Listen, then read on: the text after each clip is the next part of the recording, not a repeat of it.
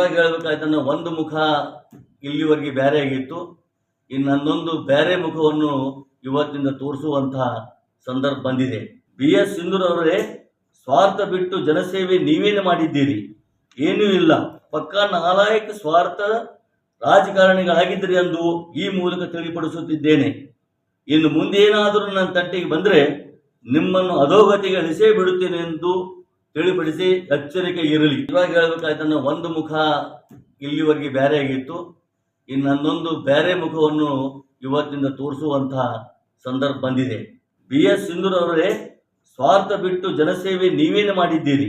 ಏನೂ ಇಲ್ಲ, ಪಕ್ಕಾ ನಾಲಾಯಕ ಸ್ವಾರ್ಥ ರಾಜಕಾರಣಿಗಳಾಗಿದ್ರಿ ಎಂದು ಈ ಮೂಲಕ ತಿಳಿಪಡಿಸುತ್ತಿದ್ದೇನೆ. ಇನ್ನು ಮುಂದೇನಾದರೂ ನನ್ನ ತಟ್ಟಿಗೆ ಬಂದರೆ ನಿಮ್ಮನ್ನು ಅಧೋಗತಿಗೆ ಇಳಿಸೇ ಬಿಡುತ್ತೇನೆ ಎಂದು ತಿಳಿಪಡಿಸಿ ಎಚ್ಚರಿಕೆ ಇರಲಿ. ಇವಾಗ ಹೇಳ್ಬೇಕಾಯ್ತಂದ್ರೆ ಒಂದು ಮುಖ ಇಲ್ಲಿವರೆಗೆ ಬೇರೆ ಆಗಿತ್ತು, ಇನ್ನೊಂದು ಬೇರೆ ಮುಖವನ್ನು ಇವತ್ತಿಂದ ತೋರಿಸುವಂತಹ ಸಂದರ್ಭ ಬಂದಿದೆ. BS ಸಿಂಧೂರ್ ಅವರೇ, ಸ್ವಾರ್ಥ ಬಿಟ್ಟು ಜನಸೇವೆ ನೀವೇನು ಮಾಡಿದ್ದೀರಿ? ಏನೂ ಇಲ್ಲ, ಪಕ್ಕಾ ನಾಲಾಯಕ ಸ್ವಾರ್ಥ ರಾಜಕಾರಣಿಗಳಾಗಿದ್ರಿ ಎಂದು ಈ ಮೂಲಕ ತಿಳಿಪಡಿಸುತ್ತಿದ್ದೇನೆ. ಇನ್ನು ಮುಂದೇನಾದರೂ ನನ್ನ ತಟ್ಟಿಗೆ ಬಂದರೆ ನಿಮ್ಮನ್ನು ಅಧೋಗತಿಗೆ ಇಳಿಸೇ ಬಿಡುತ್ತೇನೆ ಎಂದು ತಿಳಿಪಡಿಸಿ ಎಚ್ಚರಿಕೆ ಇರಲಿ.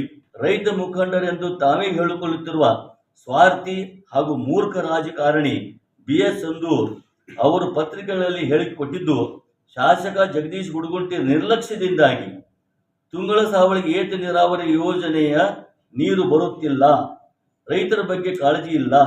ತನ್ನ 38 ವರ್ಷದ ರಾಜಕೀಯ ಜೀವನದಲ್ಲಿ, ಅಂದ್ರೆ ಸಿಂಧೂರ್ ಅವರ 38 ವರ್ಷದ ರಾಜಕೀಯ ಜೀವನದಲ್ಲಿ ಇಂಥ ಅಪ್ರಜ್ಞಾವಂತ ಶಾಸಕರನ್ನು ನೋಡಿಲ್ಲ ಅಂತ ಹೇಳುವುದು ಖಂಡನೀಯವಾಗಿದೆ. ಅಪ್ರಜ್ಞಾವಂತ ಶಾಸಕ ಅಂತ ನನಗೆ ಹೇಳ್ತಾರೆ. ಈ ಮೂಲಕ ನಾನು ಅವರಿಗೆ ಕೇಳುತ್ತೇನೆ, ತಾವೇನು ತಮ್ಮ 38 ವರ್ಷ ರಾಜಕೀಯ ಅವಧಿಯಲ್ಲಿ ಏನು ಸಾಧಿಸಿದ್ದೀರಿ? ಯಾರಿಗೂ ಏನು ಸಹಾಯ ಸಹಕಾರ ಮಾಡಿದ್ದೀರಿ? ವೈಯಕ್ತಿಕವಾಗಿ ಸಮಾಜಕ್ಕೆ ತಮ್ಮ ಕೊಡುಗೆ ಏನು? ನೀವು ಒಬ್ಬರು ಸ್ವಾರ್ಥ ರಾಜಕಾರಣಿಗಳು, ಲಾಭಕ್ಕಾಗಿ ಹಾತೊರೆದವರು, ಸ್ವಂತ ಲಾಭಕ್ಕಾಗಿ ನನಗೆ ಆ ಸ್ಥಾನ ಬೇಕು ಈ ಸ್ಥಾನ ಬೇಕು ಅಂತ ಪಕ್ಷಗಳನ್ನು ಬದಲಿಸುತ್ತಾ ಬಂದಂತಹ ಮಹಾನಾಲಾಯಕ ರಾಜಕಾರಣಿ. ಇದು ಎಲ್ಲರಿಗೂ ಗೊತ್ತಿರುವ ವಿಷಯ. ಇದು ನಾನು ಬಯಲು ಮಾಡುತ್ತಿದ್ದೇನೆ. ಇಡೀ ದಿವಸ ನಾನು ಸೌಮ್ಯ ರೀತಿಯಿಂದ ಒಂದು ಒಳ್ಳೆಯ ರೀತಿಯಿಂದ ಒಂದು ರಾಜಕೀಕರಣ ಮಾಡಬೇಕು, ರಾಜಕೀಯ ಮಾಡಬೇಕು ಮತ್ತು ಅಭಿವೃದ್ಧಿ ತರಲೇಬೇಕು. ರಾಜಕೀಯ ಎಂಬುದು ಬರೇ ಮತ್ತೊಬ್ಬರಿಗೆ ಹೇಳಿಸುವುದು ಮತ್ತು ಮತ್ತೊಬ್ಬರ ಕೆಟ್ಟಗಳನ್ನು ಎತ್ತಿ ತೋರಿಸುವುದು, ಒಬ್ಬರನ್ನು ಕೆಳಗೆ ಇಳಿಸುವುದು, ಮತ್ತೊಬ್ಬರನ್ನು ಹೇಗೆ ಇಳಿಸುವುದು ಮತ್ತು ಅಲ್ಲಿಲ್ಲದ ಸಲ್ಲದ ವಿಚಾರಗಳನ್ನು ತಂದು ವ್ಯಕ್ತಿಗಳನ್ನು ಕೂಡ ಒಂದು ಕೆಟ್ಟ ಮಾರ್ಗಕ್ಕೆ ಹಚ್ಚುವುದಂತಹ ಕೆಲಸ ಮಾಡಬಾರದು. ಈ ಒಂದು ರಾಜಕೀಯ ಬಹಳ ಪವಿತ್ರವಾದದ್ದು. ರಾಜಕೀಯ ಎಂದರೆ ನನ್ನ ಡಿಕ್ಷನರಿಯಲ್ಲಿ ಅಭಿವೃದ್ಧಿ. ಆ ನಿಟ್ಟಿನಲ್ಲಿ ನಾನು ಒಳ್ಳೆಯ ಯೋಜನೆ ಹಾಕೊಂಡು ಕೆಲಸವನ್ನು ಮಾಡ್ತಾ ಬಂದಿದ್ದೀನಿ. ಆದರೆ ಕೆಲವರು ನನ್ನನ್ನು ಏನು ರಾಜಕೀಯ ಒಂದು ಭಾಳ ಕೆಟ್ಟ ಅಂತ ಅಂತಿದ್ರು ಮೊದಲ. ಆ ರಾಜಕೀಯ ಅದು ಪವಿತ್ರತೆ ಅಂತ ನಾನು ಭಾವಿಸಿ ಇದಕ್ಕೆ ನಾನು ಧುಮುಕಿದ್ದು. ಯಾಕೆಂದರೆ ಕೆಲಸ ಮಾಡಲಿಕ್ಕೆ ಸಾಧ್ಯತೆ ಇದೆ, ಒಳ್ಳೆಯ ಕೆಲಸ ಮಾಡಲಿಕ್ಕೆ ಸಾಧ್ಯತೆ. ಅದಕ್ಕೆ ನಾನು ಕೆಲಸದಲ್ಲಿ ಪರಿಪೂರ್ಣತೆ ಕೂಡ ಹೊಂದಿದ್ದೀನಿ. ಸಮಾಜದಲ್ಲಿರುವಂತಹ ಮತ್ತು ನಮ್ಮ ಕ್ಷೇತ್ರದಲ್ಲಿರುವಂತಹ ಸಮಸ್ಯೆಗಳ ಬದಲು ಕೂಡ ನಾನು ಅಭ್ಯಾಸ ಮಾಡಿದ್ದೀನಿ.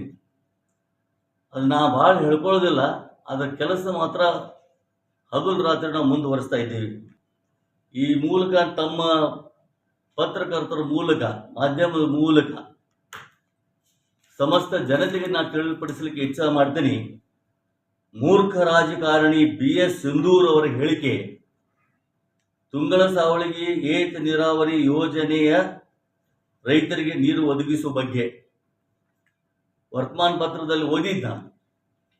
ಏನು ಒಂದು ಸಲಹೆ ಸೂಚನೆ ಮಾಡಿದರೆ ನಡೆದಿತ್ತು. ಶಾಸಕರು ಸಮಕ್ಷ ಆದಷ್ಟು ಬೇಗ ನೀರು ಬರುವಂತೆ ಮಾಡಲಿ, ಪ್ರಯತ್ನ ಮಾಡಲಿ ಅಂತ ನನಗೆ ಏನಾದರೂ ಸಲಹೆ ಕೊಟ್ಟಿದ್ದರೆ ನಾನು ಒಪ್ಕೊಳ್ತಿದ್ದೆ. ಆದರೆ ಇಲ್ಲಿ ರಾಜಕೀಯ ಕುತಂತ್ರದಿಂದ, ಷಡ್ಯಂತ್ರದಿಂದ ನನ್ನ ಬಗ್ಗೆ ಟೀಕೆ ಮಾಡಿದ್ದಕ್ಕಾಗಿ ಇದು ಬಹಳ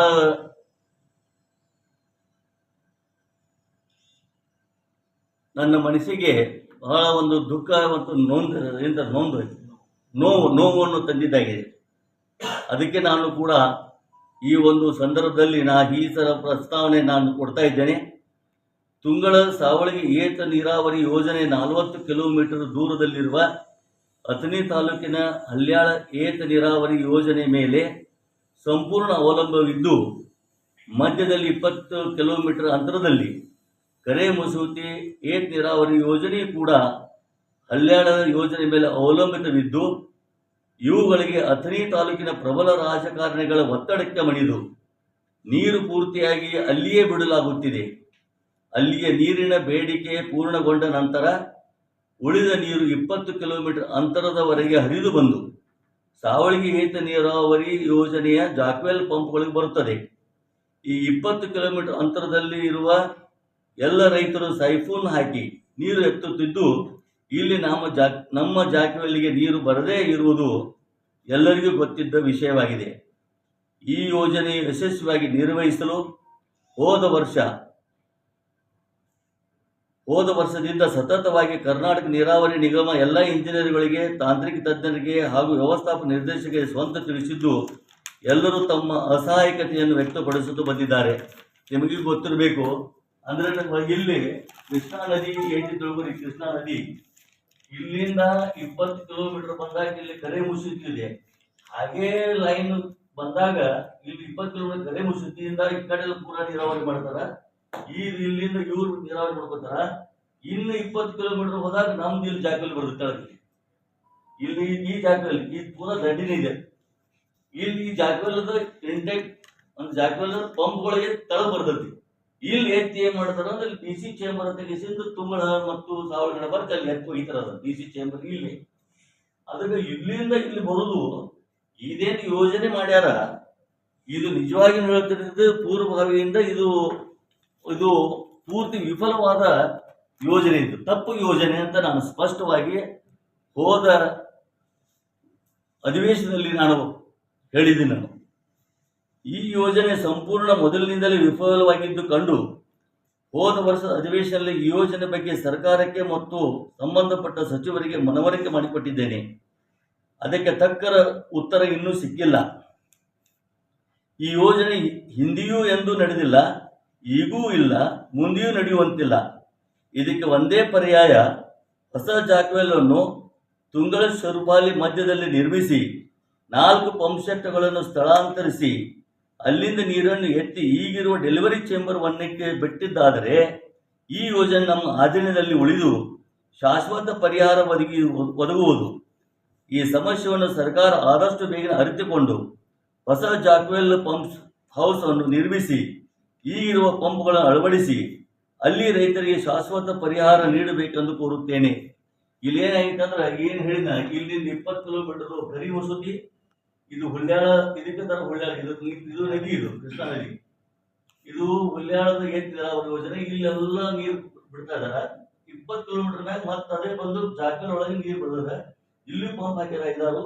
ಇಲ್ಲಿ ಮತ್ತೆ ಈ ಕಡೆ ಎಲ್ಲ ಕೂಡಿ 15 ದಂಡಿ ಮಾಡಿ ಹೋಗ್ತದ. ಇಲ್ಲಿ ನಮಗ್ ಬಂದಾಗ ಇಲ್ಲಿಂದ ಡಿ.ಸಿ ಅಲ್ಲಿದೆ. ಅದಕ್ಕೆ ನಮ್ದು ಇಲ್ಲಿ ಕೃಷ್ಣಾ ನದಿಗೆ ಇಲ್ಲಿ ಹರಿದಿದೆ. ಅದಕ್ಕೆ ನಾವು ಇಲ್ಲಿ ಸುರ್ಪಾಲಿ ಮತ್ತು ತುಂಗಳ ನಡಬಾರಕ್ಕೆ ಇಲ್ಲಿ ಜಾಗದಲ್ಲಿ ಹಾಕಿ ಇಲ್ಲಿರುವಂತ ಪಂಪ್ಗಳು ಇಲ್ಲಿ ಹಾಕಿ ಇದು ನಾವು ಜೊಕ್ಕೊಂಡ್ಬಿಟ್ರೆ ಯಾಕಂದ್ರೆ ದೂರಿಂದ ಬರೋದು. ಆಮೇಲೆ ಇನ್ನೊಂದು ಕರೆ ಮುಸೂತಿಯಿಂದ ಏನು ನೀರು 20 ಕಿಲೋಮೀಟರ್ ಅದ, ಇಲ್ಲೆಲ್ಲ ಮತ್ತೆ ಏನ್ ಮಾಡ್ತಾರ ಮಂದಿ ಸಾಯ್ಫೋನ್ ಹಾಕಿ ಜೊಕ್ಕೊಂಡ್ಬಿಡ್ತಾರ ಎಲ್ಲ ಕಡೆ ಪೈಪ್ ಹಾಕಿ. ಮತ್ತೆ ಎಷ್ಟೋ ಪೊಲೀಸ್ ಮಿತ್ರರು ಮಧ್ಯಾಹ್ನಕತ್ತಾರ. ಅವರು ನನ್ನ ಒತ್ತಡ ಮಾತ್ರ ಬಹಳಷ್ಟಿದೆ. ಸಾಕಷ್ಟು ದಿವಸ ಒತ್ತಡದ ಬಂದು 2 ಮೋಟರ್ ವ್ಯಾನ್ ಅದಾವ ಅಲ್ಲಿ. ಆದ್ರೂ ರೈತರು ಕೇಳುವುದಿಲ್ಲ. ಅವರಿಗೆ ಬಡದಾಟ ಮಾಡಿ ಓಡಿಸ್ಬಿಡ್ತಾರ. ಅವ್ರು 4-5 ಮಂದಿ ಪೊಲೀಸಿಗೆ ಏನು ಓಡಿಸ್ಬಿಡ್ತಾರ. ಅಷ್ಟು ಮೇಲೆ ಮಾಡಿದ್ರೆ ತಂದು ಟಿಪ್ಪರ್ಲಿ ಗರ್ಸ್ ಹೋಗ್ಬಿಡ್ತಾರ. ಇಲ್ಲಿಂದ ನಮ್ಗೆ ಬರ್ತದ 20 ಕಿಲೋಮೀಟರ್ ಟಿಪ್ಪರ್ಲಿ ಗರಸ್ ಹೋಗತ್ತಾರ. ಗರಸ್ ಹೋಗಿ ನೀರು ನಿಂದಿಸ್ಬಿಡುದು, ಅಲ್ಲೇ ಉಕ್ಕಿಸೋದನ್ನ ಅಲ್ಲೇ ಹೊಲಗಳಿಗೆ ಮತ್ತು ಹಳ್ಳಗಳಿಗೆ ಕೆರೆಗಳಲ್ಲಿ ತುಂಬ್ಕೊಂಡ್ಬಿಡುದು. ಇದು ಹೆಂಗಂದ್ರೆ ಸಫಲತೆ ಆಗ್ಲಿಕ್ಕೆ, ಯಶಸ್ವಿ ಆಗ್ಲಿಕ್ಕೆ ಸಾಧ್ಯತೆ? ಇದು ಟೆಕ್ನಿಕಲಿ ಟೋಟಲ್ ರಾಂಗ್. 40 ಕಿಲೋಮೀಟರ್ ಎಂದು ಬರುವಂತ ನೀರು ಯಾರು ಬಿಡ್ತಾರನ್ರಿ? ನಡಬಾರ್ಕೆ ಅತ್ತೆ ಬಿಡುದಿಲ್ಲ. ಅದಕ್ಕೆ ಇದು ನಿಷ್ಫಲವಾದ ಒಂದು ಯೋಜನೆ. ಅದಕ್ಕೆ ನಾವೇನು ಮಾಡ್ತೀವಿ, ತುಂಗಳ ತುಬಸಿ ಮತ್ತು ಸುರಪಾಲಿ ನಡಬಾರ್ಕ ಜಾಕ್ವೆಲ್ ಹೊಸದು ಹಾಕೋದು, ಆ ಜಾಕ್ವೆಲ್ನಿಂದ ನೀರು ಇದ್ದು ಏನು ಡಿಸ್ಚಾರ್ಜ್ ಅದಲ್ಲ ಆ ಡಿಸ್ಚಾರ್ಜ್ ಜೋಡಿಸ್ಬಿಡೋದು. ಭಾಳ ಒಂದು 8 ಕಿಲೋಮೀಟರ್ ಆಗುತ್ತೆ, ಬರೀ ಹೆಚ್ಚಿಗೆ ಆಗೋದಿಲ್ಲ, 6 ಕಿಲೋಮೀಟರ್ ಆಗುತ್ತೆ. ಅದು 6 ಕಿಲೋಮೀಟರ್ ಪೈಪ್ಲೈನು ಒಂದು ಜಾಕ್ವೆಲ್ ಮಾಡಿಬಿಟ್ರೆ ಇದ್ದ ಪಂಪ್ ಸೆಟ್ಗಳನ್ನು ಕೂಡ ಇಲ್ಲೇ ಶಿಫ್ಟ್ ಆಗ್ತಾವೆ.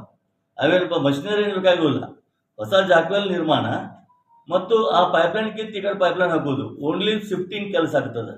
ಅದಕ್ಕೆ ಪಂಪ್ ಶಿಫ್ಟಿಂಗ್ ಆಗ್ತದೆ, ಇದ್ದ ಪೈಪ್ಲೈನ್ ಕಿತ್ತು ಈ ಕಡೆ ಹಾಕೋಬಹುದು, ಜಾಕ್ವೆಲ್ ಮಾತ್ರ ಹೊಸ ನಿರ್ಮಾಣ ಆಗ್ತದೆ. ಇಷ್ಟು ಮಾಡಿದ್ದು ಅದು ಶಾಶ್ವತ ಆಗ್ತದೆ ಅಂತ ಹೇಳಿಸಿಂದ ಈಗಾಗಲೇ ನಾನು ಸರ್ಕಾರಕ್ಕೆ 1 ವರ್ಷದ ಹಿಂದೆ ಮನವಿ ಮಾಡ್ಕೊಂಡಿನಿ. ಅದಕ್ಕೆ ನಾವೇನು ಪ್ರಪೋಸಲ್ ಕೊಡ್ತಾ ಅದು ಮಾಡ್ತಾ ಇಲ್ಲ, ಅದನ್ನು ಬಿಡುದಿಲ್ಲ. ನಾನು ಈ ಒಂದು ಅಧಿವೇಶನದಲ್ಲಿ ಕೂಡ ಅದನ್ನು ಎತ್ತಿ ಅದನ್ನ ಪಂಪ್ ಸೆಟ್ನ ಕಿತ್ತಿ ಈ ಕಡೆ ಹಾಕಿಸಿ ನೀರು ಯಾವತ್ತೂ ಯಾಕಂದ್ರೆ ನಮ್ಮ ಹತ್ತೆ ಇರುತ್ತೆ, ಅದು ನಮ್ಮ ಅಧೀನದಲ್ಲಿ ಇರ್ತದೆ, ಯಾವ ಬೇಕಾದ್ರೂ ನೀರು ಕೂಡ ಹರಿಸ್ಕೋಬಹುದು. ಅದಕ್ಕೆ ಆ ಯೋಜನೆ ಕೂಡ ನಾನು ಸಂಪೂರ್ಣವಾಗಿ ಅದನ್ನು ಸರ್ಕಾರಕ್ಕೆ ತಿಳಿಸಿದ್ದೀನಿ. ಗಳನ್ನು ಹೇಳಿಕೊಳ್ಳುವಂತಿರುವುದಿಲ್ಲ. ನಾವೇನು ಪ್ರಯತ್ನ ಮಾಡಾಕತ್ತೀವಿ, ಎಲ್ಲ ಫೋನ್ ಮಾಡಾಕತ್ತೀವಿ, ಎಲ್ಲ ತಿಳಿಸ್ತೀವಿ, ಹೇಗೆ ಹೇಳ್ಕೋಬೇಕಿದ್ರಲ್ಲ ನಾವು ಮಾಡಾಕತ್ತೀವಿ ಅಂತ ಹೇಳ್ಬೇಕು, ಹೇಗೆ ಅದಾಗ್ತಿಲ್ಲ. ಇದನ್ನು ನಾವು ಮಾಡಿ ತೋರಿಸ್ಬೇಕಾಗಿದೆ. ನನ್ನ ದೃಷ್ಟಿಯಲ್ಲಿ ಯಾವತ್ತೂ ಹೇಳ್ಕೊಳ್ಳೋದು ಕಡಿಮೆ, ಮಾಡಿ ತೋರಿಸೋದು ಜಾಸ್ತಿ ಅಂತ ನನ್ನ ಸ್ವಭಾವದಲ್ಲಿ ಬಂದಂಥದ್ದು. ಆದರೆ ಈ ಮಧ್ಯದಲ್ಲಿ ರೈತ ಮುಖಂಡರೆಂದು ತಾವೇ ಹೇಳಿಕೊಳ್ಳುತ್ತಿರುವ ಸ್ವಾರ್ಥಿ ಹಾಗೂ ಮೂರ್ಖ ರಾಜಕಾರಣಿ BS ಸಂದೂರ್ ಅವರು ಪತ್ರಿಕೆಗಳಲ್ಲಿ ಹೇಳಿಕೊಟ್ಟಿದ್ದು ಶಾಸಕ ಜಗದೀಶ್ ಗುಡಗುಂಟಿ ನಿರ್ಲಕ್ಷ್ಯದಿಂದಾಗಿ ತುಂಗಳ ಸಾವಳಿಗೆ ಏತ ನೀರಾವರಿ ಯೋಜನೆಯ ನೀರು ಬರುತ್ತಿಲ್ಲ, ರೈತರ ಬಗ್ಗೆ ಕಾಳಜಿ ಇಲ್ಲ. ತನ್ನ 38 ವರ್ಷದ ರಾಜಕೀಯ ಜೀವನದಲ್ಲಿ ಅಂದ್ರೆ ಸಿಂಧೂರ್ ಅವರ 38 ವರ್ಷದ ರಾಜಕೀಯ ಜೀವನದಲ್ಲಿ ಇಂಥ ಅಪ್ರಜ್ಞಾವಂತ ಶಾಸಕರನ್ನು ನೋಡಿಲ್ಲ ಅಂತ ಹೇಳುವುದು ಖಂಡನೀಯವಾಗಿದೆ. ಅಪ್ರಜ್ಞಾವಂತ ಶಾಸಕ ಅಂತ ನನಗೆ ಹೇಳ್ತಾರೆ. ಈ ಮೂಲಕ ನಾನು ಅವರಿಗೆ ಕೇಳುತ್ತೇನೆ, ತಾವೇನು ತಮ್ಮ 38 ವರ್ಷ ರಾಜಕೀಯ ಅವಧಿಯಲ್ಲಿ ಏನು ಸಾಧಿಸಿದ್ದೀರಿ?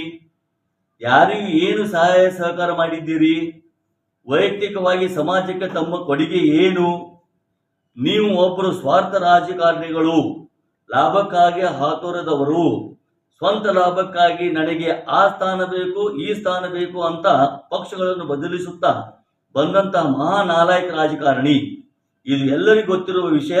ಇದು ನಾನು ಬಯಲು ಮಾಡುತ್ತಿದ್ದೇನೆ. ನಾನು ಅಪ್ರಜ್ಞಾವಂತನಾಗಿದ್ದರೆ 40,000 ಜನರಿಗೆ ಪ್ರತ್ಯಕ್ಷವಾಗಿ ಮತ್ತು ಅಪ್ರತ್ಯಕ್ಷವಾಗಿ ಜೀವನೋಪಾಯಕ್ಕಾಗಿ ಉದ್ಯೋಗವನ್ನು ಒದಗಿಸಲಾಗುತ್ತಿತ್ತೆ. ಲಕ್ಷಾಂತರ ರೈತರ ಬದುಕಿಗೆ ನಾನೊಬ್ಬ ಸಹಕಾರಿಯಾಗುತ್ತಿರಲಿಲ್ಲ. ಜೀವನದ ಮೌಲ್ಯಗಳ ಬಗ್ಗೆ ಎತ್ತಿ ಹಿಡಿದು ವಿವಿಧತರನಾಗಿ ಆಧ್ಯಾತ್ಮಿಕ, ಧಾರ್ಮಿಕ, ಸಾಂಸ್ಕೃತಿಕ, ಶೈಕ್ಷಣಿಕ, ರಾಜಕೀಯ ಚಟುವಟಿಕೆಗಳಿಗೆ ಸ್ಪಂದಿಸುತ್ತಿರುವುದಿಲ್ಲ. ಸರ್ಕಾರದ ಹಂತದಲ್ಲಿರುವ ಜನಪರ ಹೊಸ ಯೋಜನೆಗಳನ್ನು ಹಮ್ಮಿಕೊಂಡು ಅನುಷ್ಠಾನಗೊಳಿಸುವ ಪ್ರಯತ್ನ ಮಾಡುತ್ತಿರಲಿಲ್ಲ. BS ಸಂದೂರ್ ಅವರೇ, ಸ್ವಾರ್ಥ ಬಿಟ್ಟು ಜನಸೇವೆ ನೀವೇನು ಮಾಡಿದ್ದೀರಿ? ಏನೂ ಇಲ್ಲ. ಪಕ್ಕಾ ನಾಲಾಯಕ ಸ್ವಾರ್ಥ ರಾಜಕಾರಣಿಗಳಾಗಿದ್ದೀರಿ ಎಂದು ಈ ಮೂಲಕ ತಿಳಿಪಡಿಸುತ್ತಿದ್ದೇನೆ. ಇನ್ನು ಮುಂದೇನಾದರೂ ನನ್ನ ತಟ್ಟೆಗೆ ಬಂದರೆ ನಿಮ್ಮನ್ನು ಅಧೋಗತಿಗೆ ಇಳಿಸೇ ಬಿಡುತ್ತೇನೆ ಎಂದು ತಿಳಿಪಡಿಸಿ ಎಚ್ಚರಿಕೆ ಇರಲಿ ಅಂತ ತಮ್ಮ ಮೂಲಕ ನಾನು ತಿಳಿಸ್ತಾ ಇದ್ದೇನೆ. ಇದು ಮುಂದಿನ ಹೋರಾಟಕ್ಕೆ ನಾವು ಕೂಡ ಸಿದ್ಧರಾಗಿವಿ. ಇದನ್ನು ಈಗಾಗಲೇ ಎಲ್ಲರೂ ಕೊಟ್ಬಿಟ್ಟಿದ್ದೇನೆ. ಅಪ್ರಜ್ಞಾವಂತ ಅಂದಿದ್ದಕ್ಕೆ ಇದು ಅವನ ಒಳಗಿನ ಹಿಂಸೆ, ಉದ್ದಟತನ ಎತ್ತಿ ತೋರಿಸ್ತದ. ಅದಕ್ಕೆ ನನ್ನ ಪ್ರತ್ಯುತ್ತರ ಇದಾಗಿದೆ. ಇದನ್ನು ತಾವು ಸ್ಪಷ್ಟವಾಗಿ ಎಲ್ಲವನ್ನು ತಮ್ಮ ಪತ್ರಕರ್ತೆ ಮೂಲಕ ತಿಳಿಸಬೇಕೆಂತ ತಮ್ಮದೆಲ್ಲರಲ್ಲಿ ವಿನಂತಿ.